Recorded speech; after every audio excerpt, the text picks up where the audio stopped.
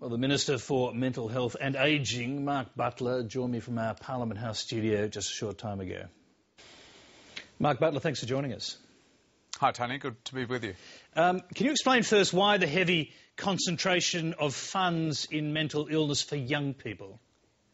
Well, mental illness is unlike really any other chronic disease. Chronic disease tends to emerge in middle age and beyond. 2/3 of all mental disorders emerge before the age of 21. Fully 25% emerge before the age of 12. So we know if we're going to prevent people from spiralling down into very serious disability through mental illness, we have to intervene early. What we also know, though, is that young people, particularly adolescents and people in their early 20s, don't often feel comfortable going to mum and dad's GP. So we have to design youth-specific services around things that they'll feel comfortable with.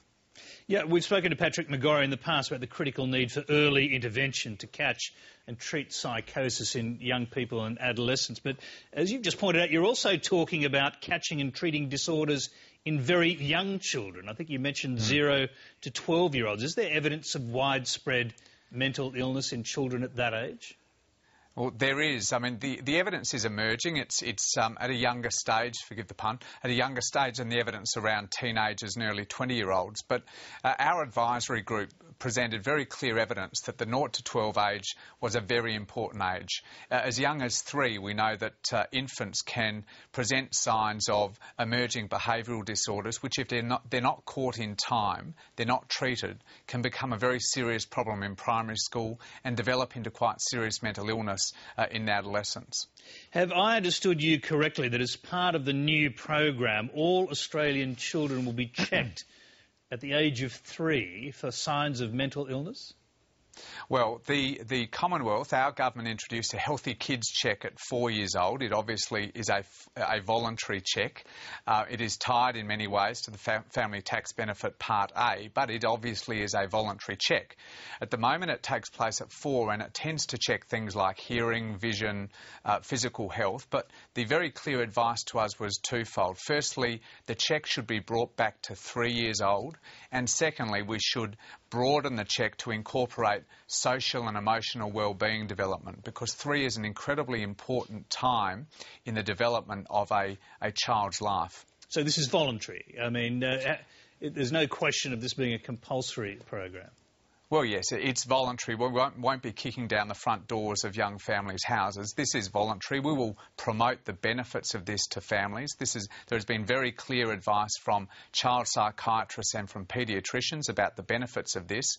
This is something that we want to build over the next 12 months, get an expert group to design the different elements of the Healthy Kids Check. But we think that this is a very important advance in trying to build our evidence base, our capacity to identify early infants and children who are exhibiting developmental difficulties, and find the capacity in the system to provide them and their families the support that they need. So, but what happens if you find an emerging disorder in a 3-year-old child? What happens next?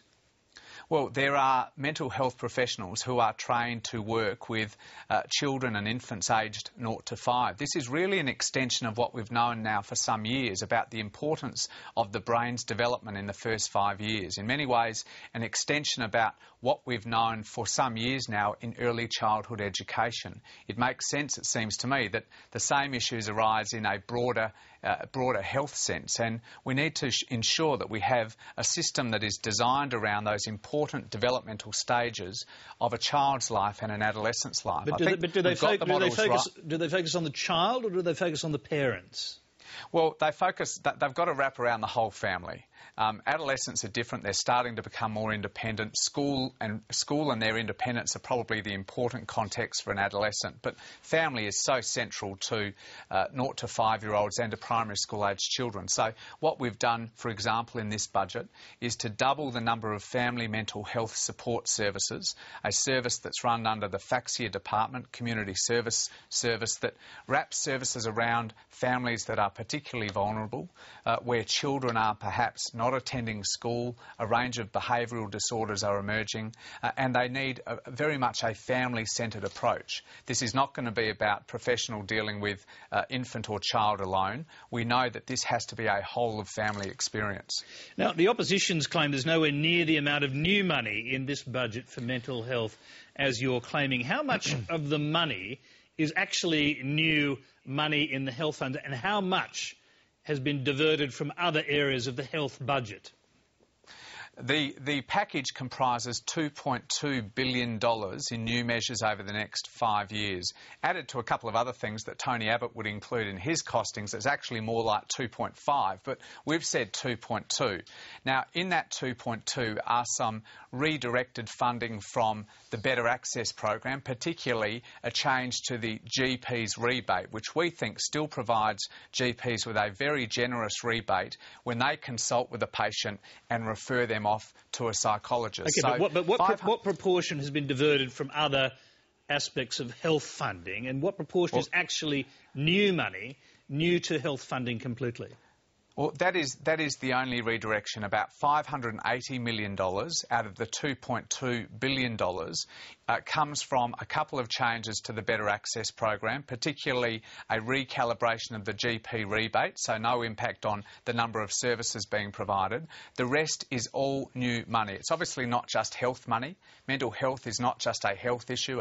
There is employment money in there, housing money in there, broader family and community services money. But other than the redirection of some funds in the Better Access program, this is all new. Because in fairness, I suppose we should point out that the Coalition's $1.5 billion mental health action plan was to be entirely funded by money that came from other health programs. Well, that's right, entirely funded by really important health reform measures like building an e-health system. It's 2011. We need to get the health system into the 21st century and work on e-health records. Well, I mean, the Coalition says you didn't need it. It would be better diverted into mental health. Well, no one else tells me that. It is hard to imagine a population that will benefit more from an e-health record than people with very severe mental illness who are often presenting to emergency departments, having difficulty reporting their medical history, what medicines they're on and such like. This was really robbing Peter to pay Paul. Tony Abbott would have had us believe last year that you could either have health reform or you could have mental health reform. Our package last night shows that you can have both, and actually they need to go together. Now, there wasn't much new in this budget for aged care, another area that you're obviously keenly involved in. The Productivity Commission has assessed it as being hugely and chronically underfunded. Has that been put off until the next budget? No. Well, the Productivity Commission handed down a draft report on the 21st of January. It had indicated to the community and to government that it wanted to take submissions on that draft report. There's been an extraordinary level of interest in that draft report. I think they received at least as many submissions to that as they did to the initial inquiry. The Productivity Commission is due to hand down their final report probably in late June, and we're talking now, or I'm talking particularly now to aged care stakeholders, about how we will develop a response very quickly to some of what I think are going to be very far-reaching recommendations from that commission. We gave them the broadest possible set of terms of reference last year. Our aged care sector, the system, is essentially 25 years old. It was developed in the mid-80s by Bob Hawke and Neil Blewett. It needs a very thorough overhaul. The Prime Minister also indicated that aged care reform is a priority for this term of government, and we intend to hold to that commitment. But realistically, you say this term of government, realistically you can't really do any new funding or major new funding initiatives until the next budget, can you? At the earliest. Well, that's right. That's right. I sent a very clear message to the sector, and I think they accepted this, that we should not preempt the outcome of the Productivity Commission process in this budget in a structural way. There are some tweakings to aged care budget, for example, to vastly improve the position of aged care services that provide services for people who have previously been homeless.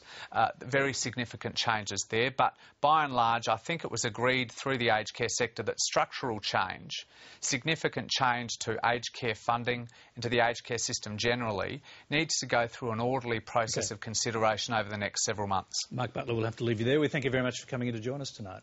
Thank you, Tony. Thanks for having me.